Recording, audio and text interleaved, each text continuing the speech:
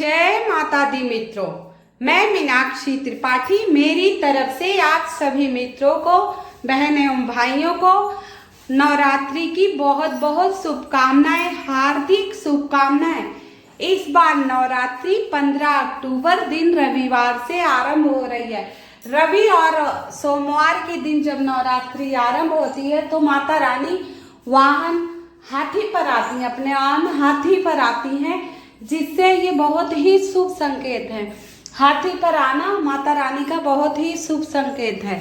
तो बहुत ही शुभ नवरात्रि है। 9 दिन 9 स्वरूपों की विशेष पूजा की जाएगी, विशेष भोग लगाए जाएंगे, अलग अलग रंगों के वस्त्र धारण किए जाएंगे। ये सब मैं आपको अगली वीडियो में बताऊंगी। आज की वीडियो में मैं ये आप सभी को बताना चाहूंगी कि हमें नवरात्रि के 9 दिनों में कौन सी चीजें दान नहीं करना है। ये दान करने से क्या हानि हो सकती है हमारे जीवन में। कृपया वीडियो के अंत तक बने रहिएगा और वीडियो को अंत तक अवश्य ही देखिएगा कि हमें क्या दान करना है, क्या दान नहीं करना है। 9 दिन माता रानी दुर्गा के हैं। इन चीजों का जो मैं बता रही हूँ दान नहीं करना, अगर इनका भूल से भी आप दान कर देंगे तो माँ दुर्गा रुष्ट हो जाएंगी, माता लक्ष्मी रुष्ट हो जाएंगी और आपके यहाँ दरिद्रता और गरीबी दस्तक दे जाएगी, जो आप बहुत ही एक साल परेशान रहने वाले हैं। तो आप ध्यान रखिए। उन चीज़ों के बारे में मैं अब आरंभ करती हूँ। कृपया वीडियो के अंत तक बने रहिएगा, पूर्णतः जानकारी आपको प्राप्त हो जाएगी। तो आइए हम पहली वस्तु के बारे में बात करती हैं। पहले ऐसी कौन सी चीज़ है जो हमें दान नहीं देना चाहिए, वो है पुष्प, कमल का पुष्प। जैसे आप मार्केट गए और वहां से आप फूलों में कमल का फूल ले आए, ये माता रानी को अत्यंत प्रिय है। गुड़हल का फूल और कमल का फूल अत्यंत ही प्रिय है, बहुत ही। कोई आपसे मांगे कि मेरे पास फूल नहीं, कृपा, हाँ पेड़ है आप तोड़ लीजिए, वो अलग है, लेकिन आप अपने हाथों से कमल का फूल किसी दूसरे को बिल्कुल भी नहीं देंगे। अगर ऐसा आपने भूल से भी कर दिया तो माँ लक्ष्मी की कृपा आप पर नहीं रहेगी, माता दुर्गा आपसे रुष्ट हो जाएंगी। तो ध्यान रखना, नवरात्रि के 9 दिन के दौरान आपको कमल का पुष्प किसी को देना नहीं है, आप स्वयं चढ़ाइए। दूसरी वस्तु है झाड़ू। दूसरी वस्तु है झाड़ू। झाड़ू नई हो या पुरानी, किसी को दान के रूप में कभी भी नहीं देना चाहिए।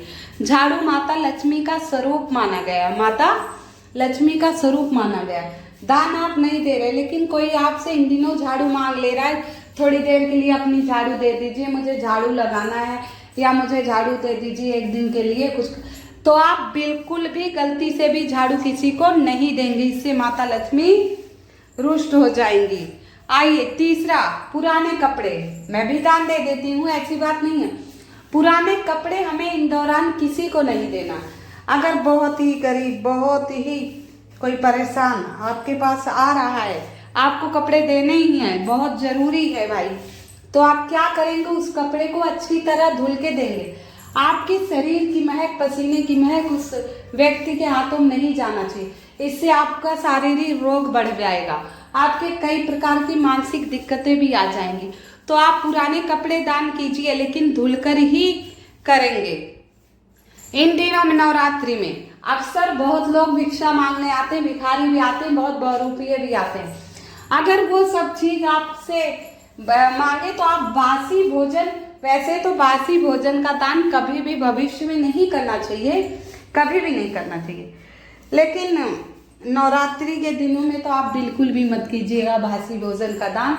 इससे आपके जीवन में नकारात्मक ऊर्जा बढ़ेगी और आपका जीवन मतलब दुखों से भर जाएगा। तो आप जैसे शाम की सब्जी बची है, रोटी बची है, चलो नहीं काम आया, कोई आ गया खा, नहीं, बासी मत दे उसको। अगर वो भूखा व्यक्ति आ रहा है, कोशिश करना उसको कुछ बिस्किट खरीद के दे दीजिए, या घर में कोई ताज़ा भोजन बना रखा है वो दे दीजिए। बासी भोजन बिल्कुल भी नहीं देंगे। आइए अगली वस्तु है स्टील के बर्तन। हम अक्सर कन्या जिमाते हैं भाई, स्वयं पे भी जब पता नहीं रहता तो गलतियाँ इंसान से हो ही जाती हैं। हम कन्या जिमाते हैं तो स्टील के बर्तन, स्टील के बर्तन बिल्कुल भी नहीं देने चाहिए। शनि का प्रभाव रहता है स्टील के बर्तनों में, तो स्टील का बर्तन बिल्कुल भी दान नहीं देने चाहिए किसी को भी। आज के बाद ये ध्यान रख लेना, बहुत लोग स्टील के बर्तन, कटोरी, चम्मच वगैरह ले आते हैं, लेकिन स्टील के बर्तन आपको दान नहीं देने हैं नवरात्रि में। आप चुनरी दीजिए, चूड़ियाँ दीजिए, इत्र दीजिए, बहुत वस्तुएं आती हैं जो आप दान, पीतल के बर्तन दान कीजिए, तांबे के बर्तन दान कीजिए, कपड़े दान कर दीजिए, जो गुंजाइश आपकी हो, लेकिन स्टील बिल्कुल नहीं। अगला प्लास्टिक। प्लास्टिक हड्डियों को पीस कर मिलाया जाता है प्लास्टिक में। प्लास्टिक ही नहीं है, खाली इसमें हड्डियों का पाउडर भी मिला हुआ होता है। तो इसे दान तो बिल्कुल भी नहीं करना चाहिए, वो भी नवरात्रि के दिनों में बिल्कुल भी नहीं। वैसे भी नहीं करना चाहिए, लेकिन नवरात्रि के दिनों में प्लास्टिक, स्टील, झाड़ू, कमल का फूल, इन सब वस्तुओं का खास ध्यान रखिए कि आप दान नहीं करेंगे। मेरी वीडियो पसंद आ रही है तो लाइक अवश्य कीजिए।